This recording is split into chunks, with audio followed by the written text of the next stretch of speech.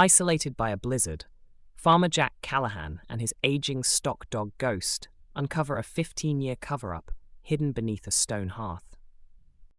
The words came to him like a headline as the wind slammed the courthouse windows with handfuls of wet snow, and the overhead fluorescents hummed like tired bees. He sat on the hard bench in the Flathead County Annex with his hat brim freckled white, boot soles ringing faint on the linoleum when he shifted his weight, and Ghost stretched long at his feet, the old Gila Shepherd cross putting his chin back on his paws without ever stopping the slow sweep of his amber eyes. The annex smelled like wet wool, old paper, and coffee that had been forgotten on a burner, civilization's breath on a day when the Swan Range had already decided everyone ought to be home. Parcel 7B, the auctioneer said, voice flat from a morning of selling off other people's endings. Known locally as the Old Miller Place, 160 acres, improvements in poor condition, well status unknown, 15 years delinquent on taxes, sold as is, where is. A beat passed in the room like the stillness between gusts. Jack lifted his hand. 500. It wasn't bravado. It was math. The Miller Place sat on a ridge where two laterals forked out like veins toward fields that always browned too early in August. There was talk the old headgate up there was stone set and tight. If it still held and the springs weren't silted, he could bump his hay by a third on the West 40 and keep his cows off the river bottoms in drought years. Water didn't care about a story. Water went where it was given a path. The auctioneer blinked over his bifocals, surprised anyone had bothered. I have 500. Do I hear 6? Silence came with a different weight this time. Not the polite kind, not the he can have it kind. It was the silence of folks watching a man put his arm into a baler. Ghost's ears tipped forward. Jack felt those looks touch his shoulders like cold hands and didn't turn to meet them. The gavel cracked. Sold, to the gentleman in the back. Paperwork was a low grey river. He signed where the clerk pointed, pushed cash across the counter, polished the corners of a new deed with his thumb and slid it into his shirt pocket, close enough to feel it move when he breathed. Ghost rose and shook, collar tag chiming once like a tiny bell as they stepped back into the hall. On their way out, a rancher Jack recognized from the co-op, weather-shot face like an old saddle, caught his eye and gave the smallest shake of his head. Not mean, just the kind of warning you give a man who can still turn around. Jack tipped his hat without breaking stride. Abernathy's general store sat on Main like it had grown there, paint flaking in polite curls, bell over the door with a note that made every memory you'd ever had of stores like this stand up and pay attention. Jack asked for a padlock, lamp oil, coffee, a new axe handle. Abernathy, who'd been old since the first time Jack ever came in as a boy, bagged items with hands that had never forgotten what a 100-pound feed sack felt like. You're the one just bought the Miller Place, he said, not a question. That's me. You're buying trouble. It wasn't a curse. Just a weather report. Arthur Miller, reporter from back east, liked to ask why when folks were tired of explaining. He moved onto that ridge, then he vanished. Truck still there, coffee cup on the table, coat on the peg. County couldn't touch it for years. Papers got snarled, taxes piled up. Blackwood's people circled like ravens, but our statutes say tax land goes to auction, so it sat, long time to sit. He looked at the counter the way men look when words aren't quite enough. They say haunted. Me, I say unlucky. What I know is folks who go looking up there don't find what they wanted. I'm not looking, Jack said, because that felt honest. I'm irrigating. Abernathy's mouth did a thing that almost became a smile. That parcel rides the top of 2 laterals, he said. If the stoneworks are sound, you'll be a popular man until you're not. He slid the bag across. Watch your tires. They followed the county map out of town. Pavement grainier, lines disappearing under snow, then gravel, then 2 ruts iced hard enough, the truck's rear end fish-tailed if he thought too hard about the throttle. The world pulled up closer to the windows, cedars and lodgepole shouldering in, wind walking the tree crowns like a man taking his time choosing the one he'd fell. At the turnoff, the fence was down and had been for years, wire rusted to lace. Half a windfall pine lay across the ruts in a way that made Jack ease off the gas. Somebody had rolled that with purpose once, long ago, to make a man take a turn more carefully than he meant to. 100 yards later, the track threatened a ditch that ran deeper than it had any right. On the other side, a thicket of hawthorn reached like fingers. The kind of discouragement that wasn't just neglect. The cabin stood where the land had decided to be a clearing. Shoulder-high snowgrass darkened and laid flat around it. Big logs, old cuts, riverstone chimney wearing a coat of green. Porch slouched, but it hadn't given up yet. Jack killed the engine, and the world stepped closer. The silence after a truck stops in winter is a particular thing, like the land coming back to itself. He set his hat on his head with a push that found the old shape he'd sweated into it, and stepped out. Ghost hopped down, shook once, and sneezed at the cold like it was a smell he recognized. The door wasn't locked. It swung inside with a whispering protest. Cold fell out like smoke. The place smelled of mice, ash, and old wet wool that had dried without quite losing what had been done to it. The room was one big rectangle of living. Table, 2 chairs, bed frame with springs, stove in the corner. No one had bothered to pipe since before Jack was born. The fireplace ran floor to ceiling along one wall, stones flat and rounded like they'd been taken out of the same river on the same day by a man who liked to match things. On the table, a ceramic mug with a blue ring around the lip. Next to it, a paperback splayed face down, pages fanned. On a peg, a heavy wool coat with one pocket sagging like it remembered somebody's hand. Time hadn't left. It had been set down and never picked back up. Ghost did his first slow circuit, nose working, the old dog's feet whispering on the wood. At the hearth he stopped so completely he might have been carved there. His body found a line from nose to tail, hair lifting along his spine the way a wheat field lifts in a breeze you can't feel. Instead of barking, he made a sound from somewhere deep, a note between a question and a warning. His nose pushed toward one stone at the base of the hearth, a rectangular slate cut cleaner than its neighbors, set just slightly too true. Jack crouched and put his fingertips on it, the cold moving through the glove like a thought. At the seam, there was a hairline darkness. Not crumbly mortar, not the sandy crackdown of age. He scraped with the blade of his pocket knife and the edge took a bite. Pitch, old, painted with dust. A farmer knows a patch by the way it gives. Easy, he told the dog, though the words were for himself. He went back out into the bite of the wind for the breaker bar and a flat shovel and the pride of an old hayhook he kept behind the truck seat half because it reminded him of his father. Levering stone is not about strength. It's about stubborn physics and patience. He eased the bar, listened, shifted, leaned, felt the pitch give with a noise like sap deciding it would finally stop pretending to be wood. The slab lifted with a surprised sigh. Ghost's whine turned into stillness. Under the stone wasn't dirt. It was a pocket somebody had laid like they were doing small masonry for a grave. Inside the pocket, a green ammo can with a latch that had seen better wars, and a stack of leather notebooks tied with twine. He put the notebooks on the table like you set a baby down. The first one said 2008 on the first page in neat print, and smelled like paper that had gone through seasons quietly. Arthur Miller had a hand that didn't try to impress. The words came careful, the way men write when they mean to be read by someone who won't be there to ask questions.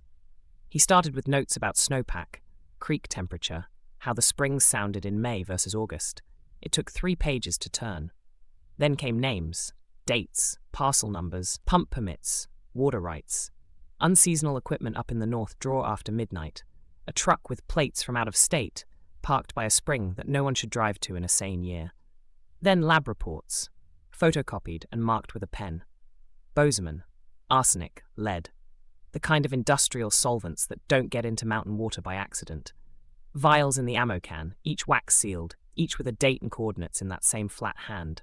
Soil in small canvas pouches. A map with red circles. They made a constellation, at headwaters and marshes, that fed laterals like the ones that ran to Jack's West 40 and everyone else's kitchen faucets.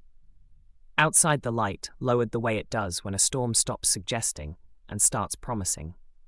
He closed Miller's book and closed the ammo can and slid both back into the earth with the carefulness you use when something could shatter or ruin the person who did the shattering. He seated the stone, pressed ash into the seam with the meat of his palm, rucked up enough cold earth from where the hearth had been stingy to make everything look like it had slowly died there. He didn't have time to think the big thoughts. He had time to get the truck unloaded and make a fire and decide where he and Ghost would sleep when the road stopped being a road. The storm came on like a man who had been patient and now was tired of being patient. Wind shouldn't be able to push through logs, but it can find the places where men who built a thing took a break they meant to fix later. The first fire in that hearth in 15 years was built like a probationary employee. Small, careful, respectful. The drawer pulled. Smoke went the right direction. Ghost lay nearby but didn't truly lie down. He paced the hearth and settled and rose and stood rigid, ears pinned back the way they'd been the night the coyotes worked the fence line, and thought about the calves. Every time Jack touched the poker to the wood, the dog flinched and then leaned forward, nostrils flaring toward that same central stone. "I see it," Jack said, because he did. He saw the unease sit in Ghost like a knot he couldn't lick out of his fur. "We'll be gentle with it." Dark came fast. The fire punched a hole in it, a trembling orange that made the cabin feel smaller but alive. He ate from a tin and poured coffee from the percolator he'd balanced on a grate. He rubbed Ghost's ears and felt the old scars under the fur, where wire and time had left the dog their signatures. He slept in his bag, with his socks on and his vest for a pillow, hat pulled low, the way men do when they are guests in a place they own on paper, but not yet in their bones. Morning was a world made of one colour and many kinds of quiet. Wind shellacked the windows with a film of blown snow. The porch was adrift. He woke because Ghost woke, because the dog's hearing had learned to separate wind from engine, even in the same note. The growl in Ghost's chest felt like winter itself, making a promise. Jack stood without standing and crossed to the window and cleaned a circle with his sleeve until his skin burned, and the face that filled the circle belonged to a man who had been elected twice and enjoyed it. Sheriff Riggs took his hat off when Jack cracked the door. He smelled of clean wool and something sweet under it the wind couldn't quite steal. "Hell of a storm," Riggs said, smiling with only his teeth. "When I heard someone finally closed the book on this parcel, I thought I'd come make sure you weren't froze up." "In the area?" Jack asked. "Because there are things you say even when the answer is obvious, as a fence cut you didn't cut." "Always in the area," Riggs said, and let his gaze travel the room, catching the coffee, the bedroll, the lazily stacked firewood that meant a man was planning to stay more than one night. Ghost's hackles rose, and Riggs gave him a wide berth, like he respected the distance. "Find anything interesting?" he asked after warming his hands where the light was. "Drafts," Jack said. "A chipped axe handle, 2 mouse nests, and a whiff of something I'd rather not identify." Riggs chuckled because men like to perform normal when they are saying different things. "We've had no end of trouble with this place," he said, like he was talking about potholes. 15 years of notices nobody could cash. My advice? Don't go rooting around in old ghosts. The land up here likes to be left alone. Storm's supposed to get worse tonight. Be ashamed to have to come drag you out. It wasn't what he said, it was where he put the words. When he left, Jack watched through the swirl as the SUV angled back down the 2 ruts. He waited until the taillights disappeared, and then went to his truck in a wind he could lean into like it was a man. One rear tire gave under his hand and sighed. Not a nail. A clean cut, high on the sidewall, where a rock couldn't get the angle. Knife. Quick. Efficient. He stood in it, snow needling his face, the old heat rising in him in a way he'd sworn off. He deflated the other rear to match, rolled the truck on, and put a plug and a patch in with the patience you develop when the nearest help is your own breath. He didn't leave. He couldn't, not with a seamstone that had been lifted and put back, and a sheriff who'd taken measurements with his eyes. He sat Ghost down with a heel of bread and shredded jerky, and found the little radio he kept for weather. The voice spoke of isobars as if they were fences and promised more wind. That was a kind of cover. Not a wall, but a veil. He made copies. He handled Arthur Miller's pages like skin. He selected the worst of the numbers and the clearest of the notes, and rolled the map and slid everything into a freezer bag and then a second, and then wrapped that in a feed sack sleeve, like a secret that would need to ride on a saddle. He returned the weight to the earth, and set the stone and smudged ash into the seam until it looked like what Ghost wanted it to look like. As if nobody had ever touched it. He drove to Kalispell like a man moving slowly in a house full of sleeping strangers. He took wrong turns on purpose and stopped on a logging spur to stand with the hood up while he looked down the road for a vehicle that shouldn't know where he'd gone. Nothing followed but the weather. In town, he parked away from the library doors, shoulders hunched to look smaller than he was, Ghost settling to wait with the truck heater clicking.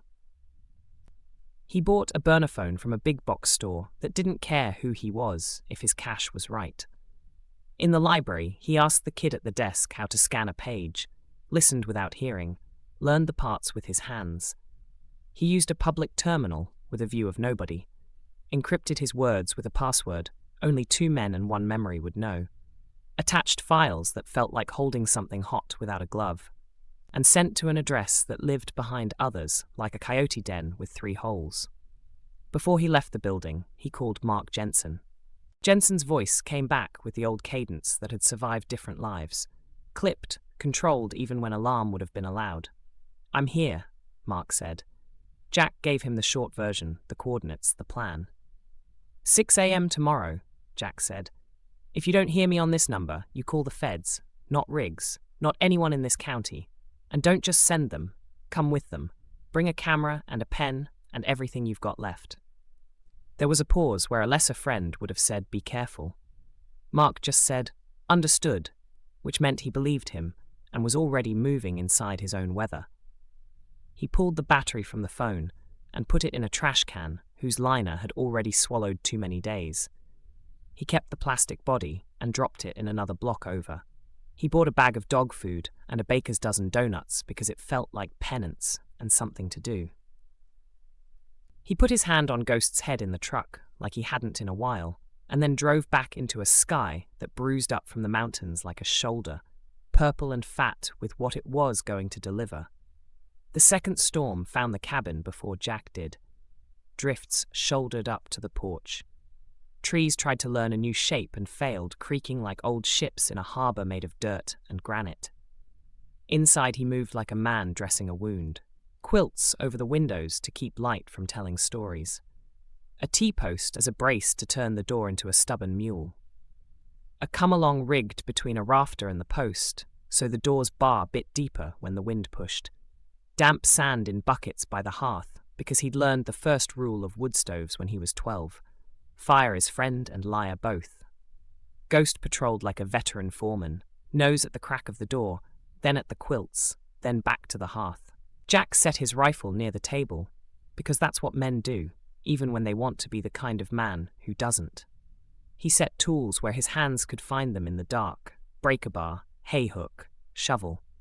He ate a donut and gave Ghost a pinch of the sugar off it and thought about the way his father had laughed when a calf chewed his jacket zipper off one spring. Night was long. Midnight came without ceremony. The storm's voice rose and fell, found new vowels. Nia lost old consonants, came back to the same sentence. "We are here, and you are small." Around 1, Ghost's growl changed, and the air in the room changed with it. He went to the back wall, the one Jack had thought was least interesting, and put his nose to the quilt without touching it. Jack clicked a flashlight once, enough to read shapes, then he killed it so quickly his finger stung. For an instant, the shine of another beam licked off the frost on the outside of the glass, a thin sheet of white that flashed like a fish. Professionals didn't come to the door you'd braced with your pride. They came through the part you hadn't braced hard enough. The first sound of their boots in the snow was small but regular, the way cows can find their own tracks in a blizzard, because the path is the only softness left. Ghost's body went from coil to arrow. Jack taped a wool blanket over the back window so the cabin's breath wouldn't show them where his heart was. He took the heavy table and dragged it quietly, legs whispering on boards, tilting it against the window.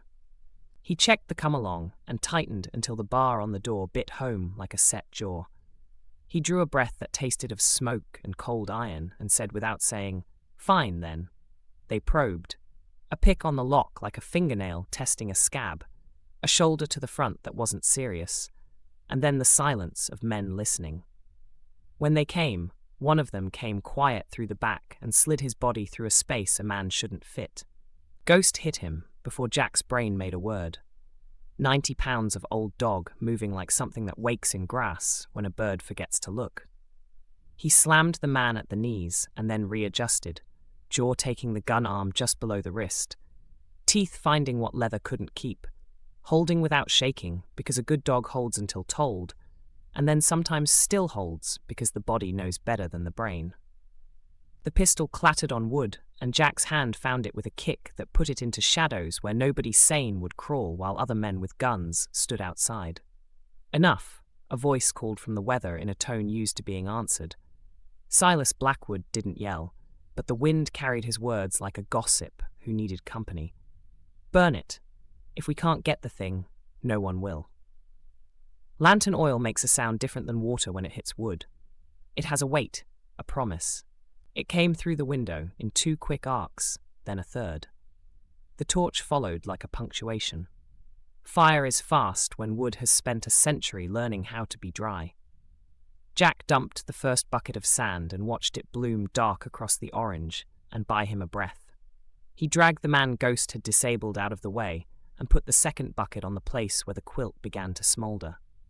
He didn't think about the ammo can in the earth, because there are moments for fear, and they aren't the ones where your next move is what decides whether you have 2 more moves.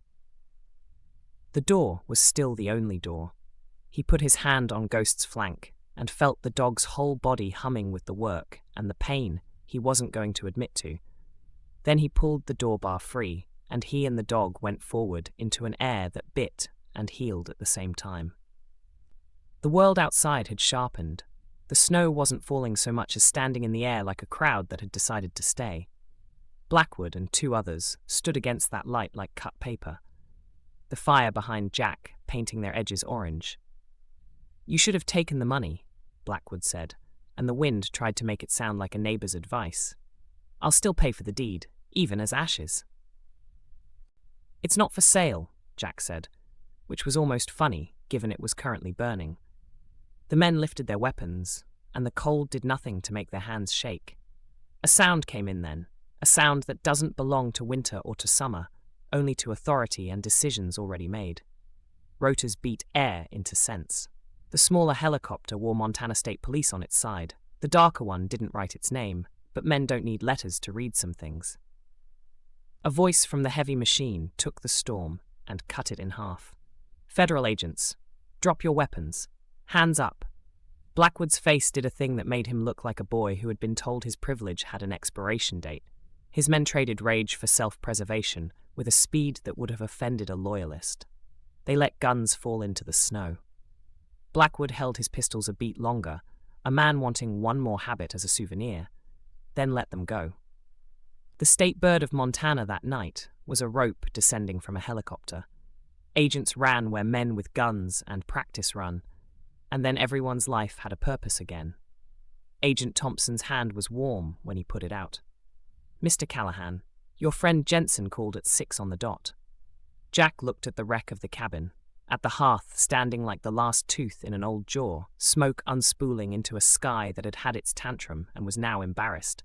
He smiled in the way a man smiles when a problem isn't solved, but at least now belongs to more than one person.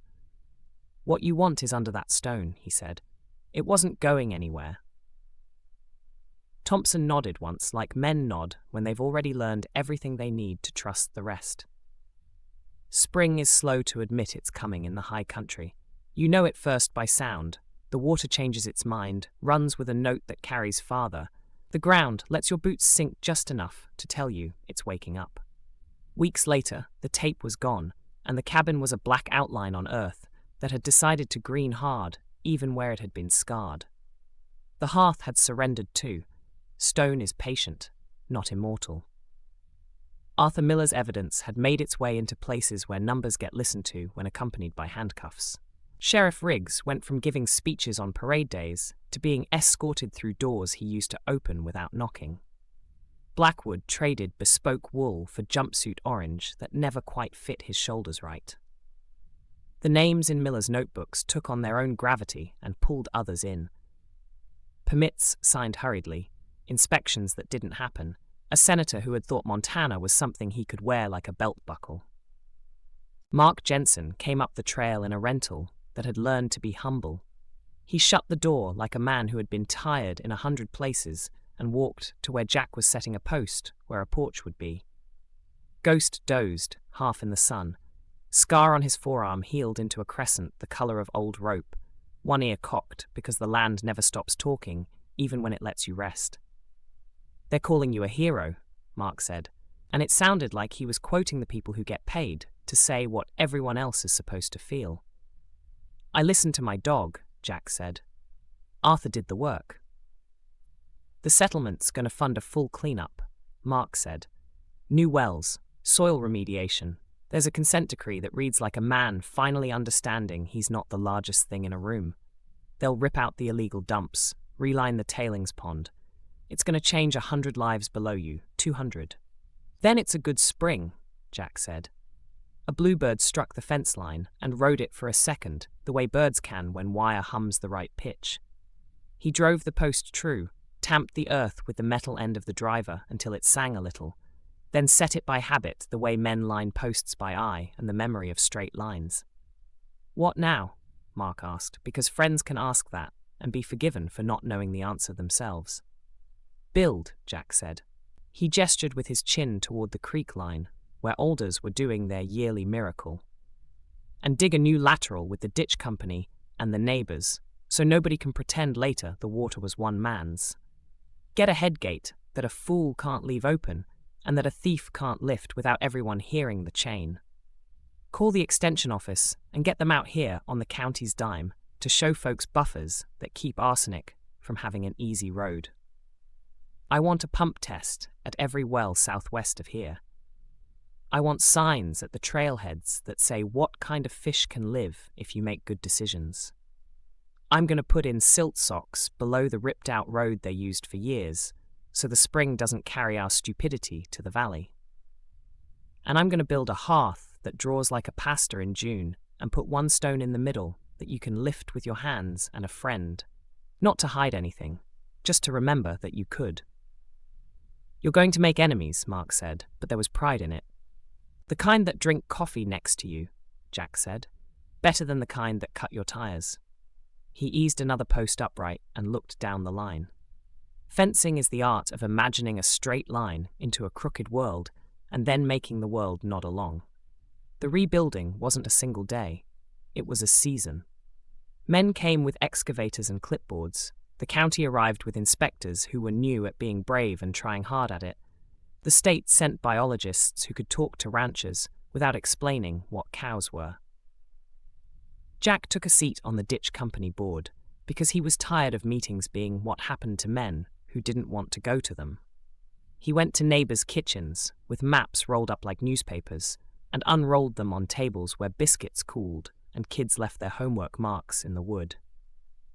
He talked about shares and flow and why 0.6 cubic feet per second is not the same as some. He brought vials and held them up to the light and didn't use words like parts per billion until after he talked about grandmothers boiling noodles in water they didn't know had a history. A man from Bozeman showed up with a van full of soil corers and an enthusiasm that made him look taller. They walked the fields and plugs and learned together where the land had been insulted and where it had simply been tired. They seeded rye in strips where runoff liked to pretend it was a river, planted willow whips along the creek so the banks would hold a little harder when March wanted to take everything with her, and fenced a swale off even though it hurt to give pasture away because cattle and willow have a long argument when the ground is delicate. Jack replaced rusted gates with ones that swung true without slamming and hung a salt block up canyon to lure the elk off the fence he'd finally made fair. The co-op manager, who'd once sold him a bag of the wrong seed with a smile, came out for coffee, and this time didn't bring a smile like he'd practiced it. "We're talking cooperative," he said. "Not just buying. Owning. Water, seed, the mill if we get crazy. There's a grant if we can prove we're not just doing it because we want to have meetings." Jack laughed, the kind of laugh that comes when the future knocks and you open it and find it wearing boots like yours. He drove fence lines with Ghost riding shotgun, the dog's head in the window, nose twitching even when sleep took him by surprise between posts. He learned to read the new grass the way some men read faces. He let a corner field rest a year and watched bees take it like it was a gift. He stopped thinking about the cabin that had burned as loss and started thinking of it as foundation. When he poured the new footing, he left a square unpoured where the hearth would go, and when the stone came, he sorted each piece by hand, not for colour but for the way the edges wanted to meet. The middle stone was smooth, a slate cut just a touch too clean. He drilled a finger-sized hole near the edge and set a wooden peg in it. When the hearth was laid, that peg would let anyone lift the stone. He told Mark and Abernathy and the biologist and the boys from the volunteer department whose hands had blistered, pulling hose through drifts that they could lift it whenever they wanted, just to remind themselves that nothing under it was as precious as remembering it could be lifted. Summer came late and hard, the way some apologies do. The creek sang. On a day that seemed to have been written by a kind editor, he and Ghost walked the line to the new headgate with neighbours who had brought their own dogs and their own opinions. The gate was red steel and chain and proportion. It didn't leak. The ditch took what was its, not more, not less. Old men stood with their hands on their belts and nodded when the water feathered over the new sill and slid to the fields like it had been waiting for this particular decision for 15 years. Below them, a boy threw a stick, and Ghost did not chase it because he was not that kind of dog anymore. He stood with his chest out and his weight on his front feet and watched the water the way guards watch a door, and then he turned his head up to Jack and thumped his tail once. In the evenings, Jack sat on the half-built porch and whittled old baler twine off a pocket knife and listened. The land made a different kind of noise now, not quieter, but less nervous. He thought about Arthur Miller's notebooks and the way the pages had held not just numbers but a tone of voice, the voice of a man who had believed truth could make its own heat if you stacked enough of it together. He thought about Riggs, who would have to learn the names of the men who arrested him, and Blackwood learning to eat food he hadn't ordered while an air vent hummed out of tune. He thought about his father's hands and the scar on Ghost's leg, and the way Mark had put his palm on the new headgate, like it was a headstone, and then pulled it away and laughed at himself. One night in late August, when the alfalfa had done the right thing for once, and the third cutting was windrowed waiting for a weather window, truck lights turned up the drive and laid 2 white bars against the new porch posts. Mark climbed out and sat with him without asking, because asking sometimes ruins a moment. "They offered me a book deal," Mark said eventually, looking at the creek in the blue, then at the dog whose muzzle had gone silver the way snow comes to the highest rocks first. "I told them I'd rather help the co-op write bylaws." "I could use a treasurer," Jack said, and they both snorted, because that meant spreadsheets and arguments about reserve funds and having to talk about things you couldn't fix with a fence stretcher. "We'll get a mill turning again," Jack added. "Small, honest, flour that tastes like the field it came from. Leave the chaff in for the stubborn ones." "What are you going to call the place?" Mark asked, not meaning the parcel, meaning the thing Jack was building on it that wasn't just house and ditch and pasture. Jack looked at the hearth space through the front opening where a door would be, and at the creek glow beyond it, at the first star trying the sky on. "Not mine," he said, and Mark nodded because he understood. "Maybe Headwater. People need to remember where things start." Ghost shifted and put his muzzle on Jack's boot, warm weight anchoring him to the board he'd planed smooth that afternoon. Down in the drawer, a nighthawk made its bee sound. The smell of cut hay lay across the yard like a blanket that had been kept for just this evening. Jack thought how the story he'd wanted at the beginning had been a simple one. Buy water, grow grass, keep cows polite, sleep hard. What he had gotten was complicated and, in the end, simpler. Tell the truth, share the water, build the hearth with a stone you can lift so your children can ask what's under it, and you can answer. Not a secret, just a promise we won't forget what secrets do. First frost dusted the fences a month later, and the creek ran cold enough it quieted its voice to save it for winter. The house friend framed itself into something that could meet December without apology. Jack set the peg in the hearthstone and pressed his thumb to it like a man checking the pulse of something new and stubborn. He wrote a note on the underside of that slate before he set it, 6 calm words with his carpenter pencil that would wear into the stone's grain if someone forgot to read them for a while, then read them again years later. We lifted this. We remembered. He lowered the stone and felt it seat true, and Ghost, who had been watching with the seriousness of a priest, relaxed and sighed, the knot that had once lived in him at this fireplace, unwinding as if it had been waiting 15 years for this moment, and had finally been allowed to yawn and lie down. Winter would come again. The wind would find new pinholes, and the door would stick on a day when he needed it not to, and a calf would arrive on a night when the thermometer sat on a number that made men make bargains. There would be another rig parked where no rig should be, some official who missed their own old courage and needed to borrow his for a while, a meeting where the co-op argued about whether to diversify into chickpeas, and someone left mad. There would be mornings when Ghost wouldn't want to make the longer loop, and Jack would forgive him and shorten it, because love is sometimes that small and exactly enough. But this was now. The ditch ran. The neighbours' wells were safe. The lab numbers were boring in the best way, and the land wore what it had been given with dignity. He set another log on the fire that hadn't yet blackened the hearthstones, leaned back against the half-finished wall, and listened to the kind of quiet that isn't an absence but a choir of small agreements.